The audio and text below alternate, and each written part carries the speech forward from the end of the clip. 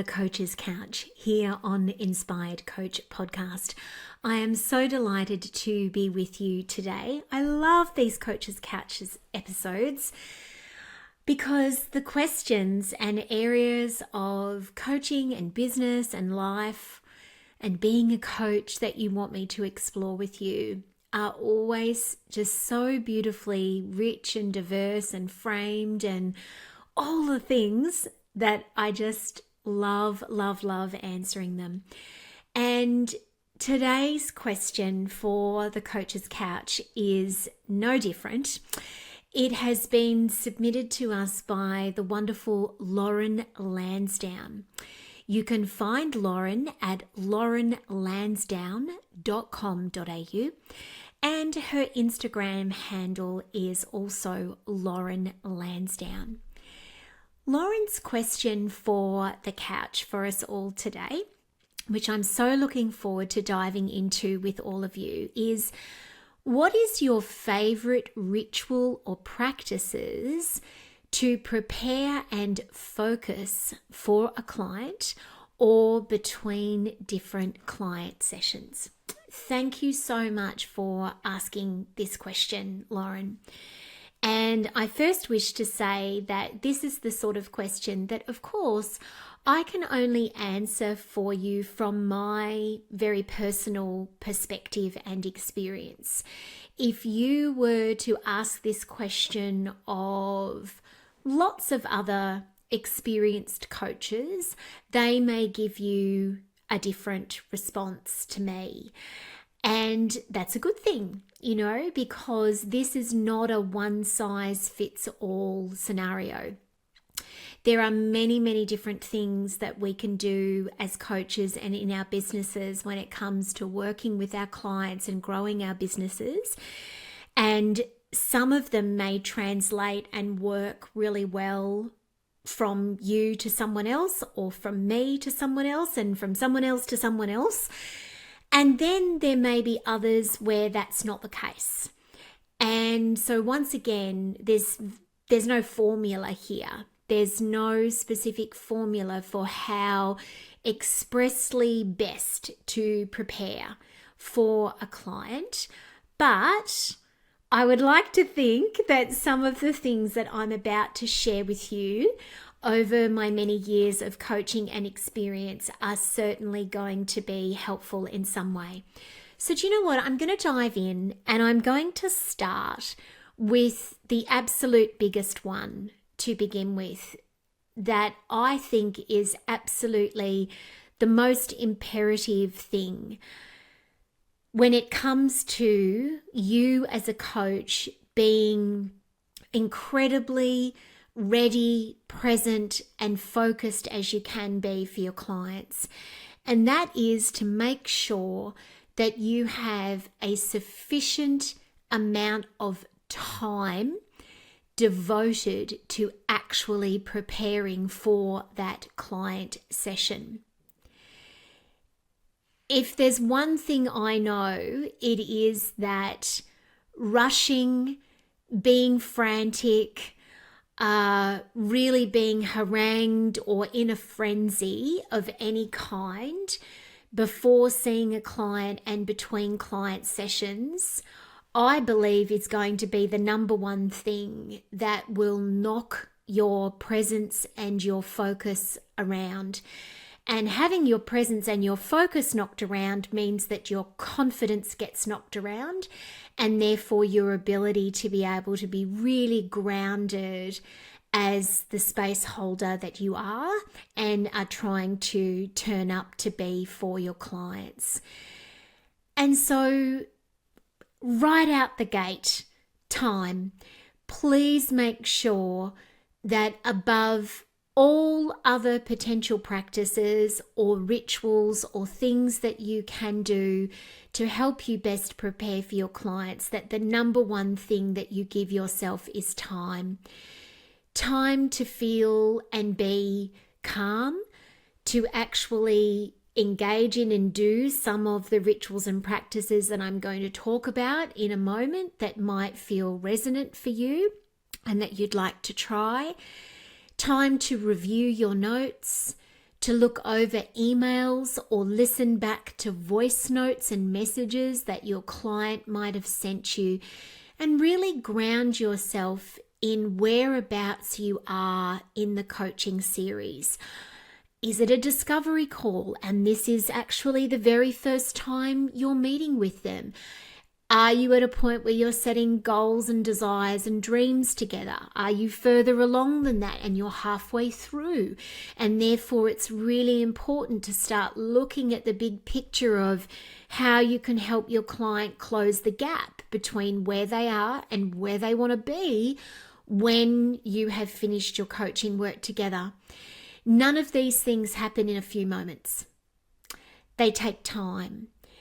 And flowing on from this taking of time is also the importance of never ever scheduling clients back to back or with only very limited periods of time between clients.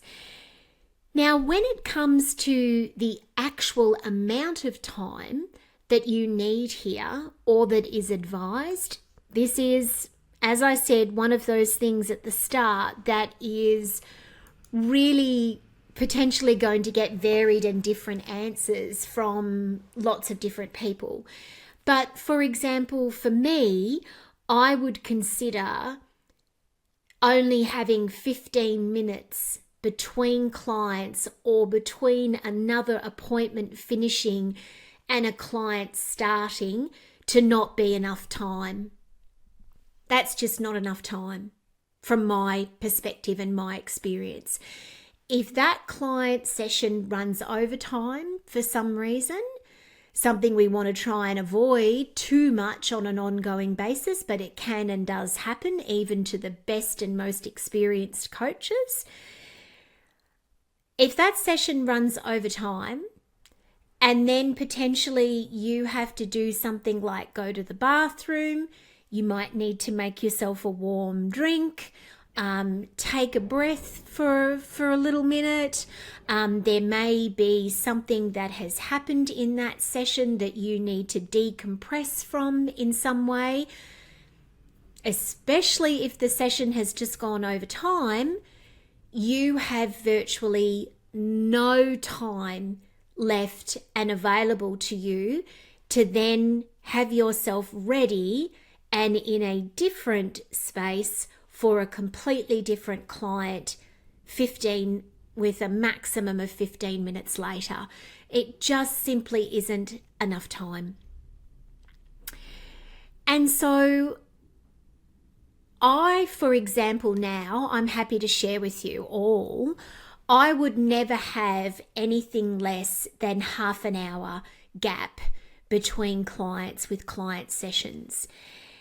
Now, that gap is there for me to do all of those things that I was talking about before and anything else I might need to get up and stretch and walk away from my desk and breathe and catch a moment outside and whatever it is that I might need to do. But believe me when I tell you that I'm not then also only preparing for the client coming up within that half-hour period of time. That is actually break and downtime that I need for myself as the coach, leaving behind one client or one appointment and then moving into another. I certainly wouldn't then on top of that begin the process of what I was talking about before, like reading over notes and listening back to voice notes and checking everything in regards to where the session is at. I would have done that even before that half an hour between particular appointments. And so if there was a longer period of time between an appointment and another client and a client, well, then maybe I wouldn't necessarily have done it earlier. But I suppose what that gives you, from my perspective, is an understanding that there is a minimum amount of time in preparation and coming back to oneself away from one person or one experience of your time into another of half an hour. And so thinking about it overall, this is going to be, from a time perspective, something that is different for every single client. There may be times where your preparation for a client is very simple and straightforward, and it might not necessarily take that much time at all. And there may be other times where your preparation for them is longer and more complex. There is no doubt that the more experienced and confident you become as a coach, that it is likely that you need less time to prepare for clients and or less time between sessions. Although I do think those two things are a little bit different, actually. As soon as I said that, I realized that's actually not quite the case because, well, it isn't the case for me anyway, because as I said before, I need half an hour anyway. I need half an hour between sessions anyway. I don't want to be careening from one appointment to another. That feels rushed. It feels overwhelming. It doesn't feel very luscious or spacious or grounding for me. Maybe it works for someone else, but for me, it doesn't, and I just want more time for me. And I feel as though the more time, the better quality time that I give to myself at that time, the better the experience that hopefully my client is going to have as well. Okay, so let's talk a little bit more then about some of the specific rituals, as you mentioned, Lauren, or practices that we can do as coaches that can help us prepare for our clients. And again, I just want to say different things work for different people. I may mention some things here, and I don't do all of these things, but these are some of the things that I know some really amazing coaches do. Some of them may work for you, or they may work for anybody who is listening right now. And some of them you might never have heard of, or they might not be for you at all, or you might not contemplate. For others, you might like to try and adventure with and play with and explore with to see how they fit and feel for you. Try them on for size and see what works.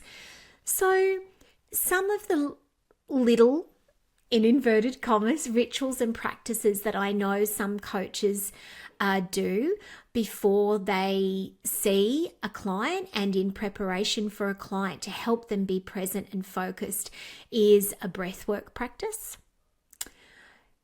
Selecting a particular crystal or stone or talisman or grounding object that feels resonant for them in that moment and placing that on their desk or near them while they are preparing for and engaging with that client.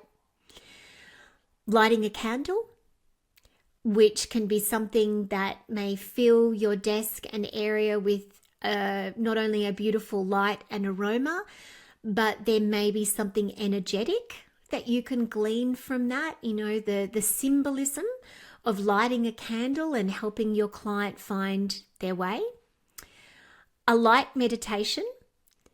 When I say light, I really do say that deliberately because I'm not so sure that it's a great idea, although some people might differ, which is okay, to go into a deep meditation just before a client.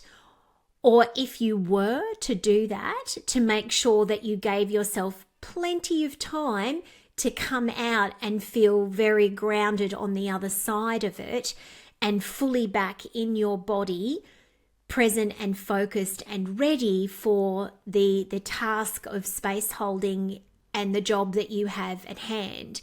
Because if you've ever had an experience of meditation, of deep meditation before, and I know that I certainly have, it is not necessarily something that you come back into a full embodiment with yourself with instantly or quickly. It can take some time for you to come back into being fully grounded. And so do be careful about going, just too far into something just before seeing a client or if you do and that works for you, to make sure that you give yourself enough time to come back into full presence.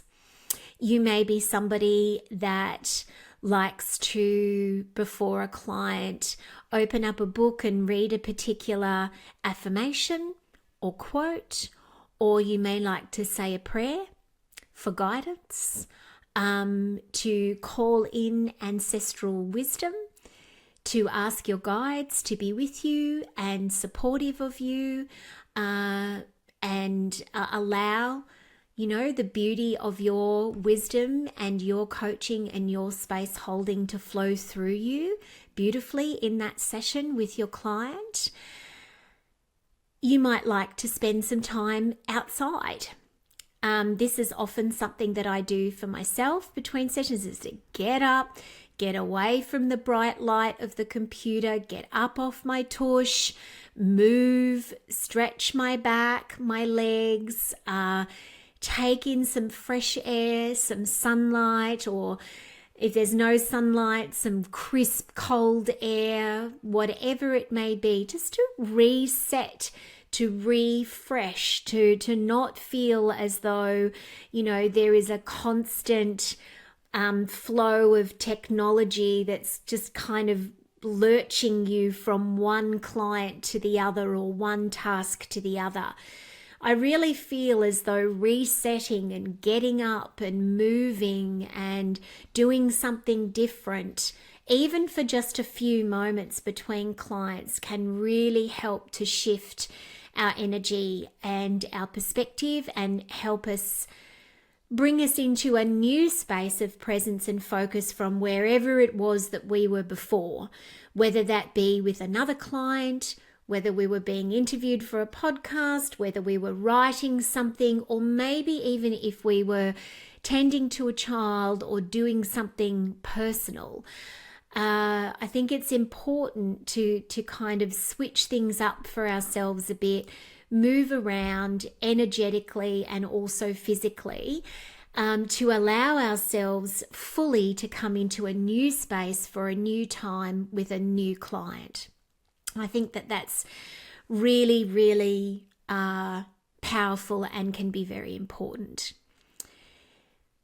They are just some of the things that might have potential for you, Lauren, and for anybody else listening. Rituals and practices that can help you to really be fully there for yourself and your clients as well. Because you being there for you is just as important, if not even more important, to begin with as a grounding place than it is for your clients as well. And essentially what I believe that all of us should be aiming for when we are preparing for client sessions, in whatever way we feel that is best done for us, is focusing on how can you bring yourself into a calm and present and focused state. Calm, presence, and focus. What is it that you need to do to bring those three things into embodiment and reality for you before every client you see? And your special magic and combination and the time frame within which you create those conditions for yourself is potentially going to have similarities to other people. It may involve some of the things I've spoken about today. It may involve things that look completely different to that, and all of them are okay. If where they bring you to is a state of calm, presence, and focus, then you know that you are doing the right things by yourself as a coach, and most definitely the right things by your clients as well, in preparing the very, very best you can for them for your sessions. Lauren, thank you so much for this question. I hope that some of these suggestions for you have been really helpful. I hope they might spark some interest and some ideas for you to maybe try new things in session preparation for your clients, or they may act as a confirmation for you that if you are feeling calm and present and focused before your sessions right now, that means you are beautifully on the right track.